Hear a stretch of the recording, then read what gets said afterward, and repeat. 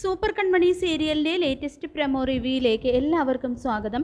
അങ്ങനെ കൺമണി കൃഷിൻ്റെ വീട്ടിലെ പരിപാടിയൊക്കെ കഴിഞ്ഞ് വീട്ടിലേക്ക് കാറിൽ വരികയാണ്. തുടർന്ന് കൺമണി വീട്ടിൽ കയറാൻ നോക്കുന്ന സമയത്ത് പുറത്തു തന്നെ ധനലക്ഷ്മി നിൽക്കുന്നുണ്ട് കേട്ടോ. നല്ല കലിപ്പോടു കൂടിയാണ് ധനലക്ഷ്മി നിൽക്കുന്നത്.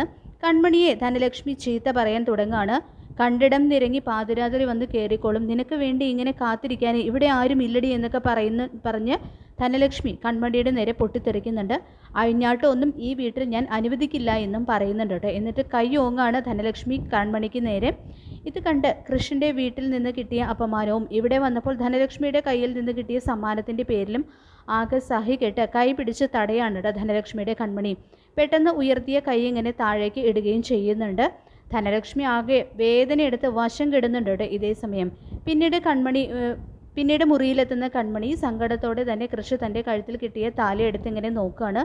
ശേഷം കൃഷി ഇങ്ങനെ ആകെ മൂഡ് ഓഫ് ആയിട്ട് ഇരിക്കുന്നതാണ് കേട്ടോ കാണിക്കുന്നത്. കാരണം ഇന്ന് കൺമണിക്ക് നേരെ ഉണ്ടായ അപമാനം കൃഷിന് ഒട്ടും സഹിക്കാൻ പറ്റിയിട്ടില്ല. ആൻറ്റിയമ്മ അവളോട് ഇങ്ങോട്ട് വരണ്ടായെന്നും പറഞ്ഞുവല്ലോ, അതൊക്കെ കൊണ്ടാണ് കേട്ടോ കൃഷി ഇങ്ങനെ ആകെ വിഷമിച്ചിരിക്കുന്നത്. ഇതേ സമയം മാനസ് പെട്ടെന്ന് വന്നിട്ട് കൃഷിൻ്റെ കൈ പിടിച്ച് അവനോട് തന്നെ ചേർന്നിരുന്ന് കൃഷിനെ തന്നെ നോക്കിയിരിക്കുകയാണ്. മാനസിയാണെങ്കിൽ ആകെ സന്തോഷത്തിലാണ് കേട്ടോ. കാരണം അവൾ വിചാരിച്ച പോലെ കാര്യങ്ങളൊക്കെ നടന്നിട്ടുണ്ടല്ലോ, അതാണ് മാനസിക്ക് ഇത്ര സന്തോഷം.